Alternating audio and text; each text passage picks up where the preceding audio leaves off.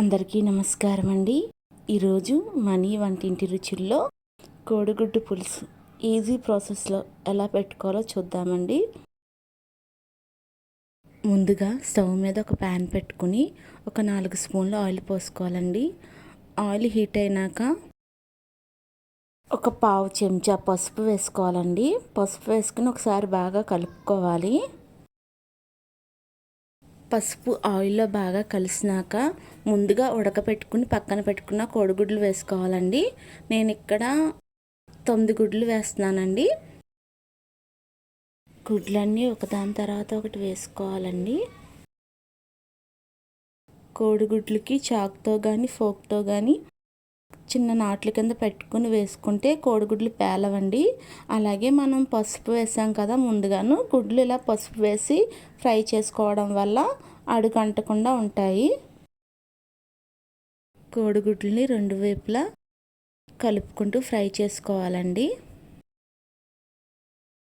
ఇప్పుడు కోడిగుడ్లు ఫ్రై అయిపోయినాయి. ఇప్పుడు వీటిని ఒక ప్లేట్లోకి తీసుకుని పక్కన పెట్టుకోవాలి. ఇప్పుడు కోడిగుడ్లు ఫ్రై చేసుకున్న అదే ప్యాన్లో ఒక 4 పెద్ద ఉల్లిపాయలు వేసుకోవాలండి. కొంచెం పెద్ద సైజులోనే ముక్కలు కట్ చేసుకుని వేసుకుని ఫ్రై చేసుకోవాలి. ఉల్లిపాయ ముక్కలు వేసినాక ఒకసారి బాగా కలుపుకొని ఒక 5-6 పచ్చిమిరపకాయల దాకా వేసుకోవాలండి. పచ్చిమిరపకాయలు కూడా వేసినాక ఇప్పుడు దీంట్లో కొంచెం సాల్ట్ వేసుకోవాలి. సాల్ట్ వేయడం వల్ల ఉల్లిపాయలు త్వరగా మగ్గిపోతాయండి. సాల్ట్ వేసినాక ఒకసారి అంతా బాగా కలుపుకోవాలండి. అంతా బాగా కలిపినాక ఇప్పుడు కొంచెం కరివేపాకు యాడ్ చేసుకోవాలండి. ఇప్పుడు 2 నిమిషాలు మూత పెట్టి ఉల్లిపాయలు మగ్గనివ్వాలండి. మధ్యలో 30 సెకండ్స్కి ఒకసారి కలుపుకుంటూ ఉండాలి, లేకపోతే ఉల్లిపాయలు అడుగంటుతాయి. ఉల్లిపాయలు బాగా ఫ్రై అయ్యేలోపు చింతపండు నానబెట్టుకుందాము. కోసం నేను ఒక మీడియం సైజు నిమ్మకాయ అంత చింతపండు తీసుకున్నానండి. ఇప్పుడు దీన్ని ఒక గ్లాస్ వాటర్లో నానబెట్టుకోవాలి. 2 నిమిషాల తర్వాత ఉల్లిపాయలు బాగా ఫ్రై అయినాయి. ఇప్పుడు ఇందులో చీలికలుగా కట్ చేసి పక్కన పెట్టుకున్న 2 టమాటాలు వేసుకోవాలండి. టమాటాలు వేసుకున్నాక ఒకసారి బాగా కలుపుకొని ఒక 2 నిమిషాలు మగ్గనివ్వాలి మూత పెట్టుకుని. 2 నిమిషాల తర్వాత మనకి ఉల్లిపాయలు టమాటాలు బాగా ఫ్రై అయిపోయినాయి. ఇప్పుడు ఇందులో ఒక 1/2 స్పూన్ పసుపు యాడ్ చేసుకోవాలి. పసుపు వేసుకున్నాక ఇప్పుడు ఒక 2 స్పూన్లు కారం యాడ్ చేసుకోవాలి. కారం తక్కువ తినేవాళ్ళు 1 స్పూన్ యాడ్ చేసుకుంటే సరిపోద్ది.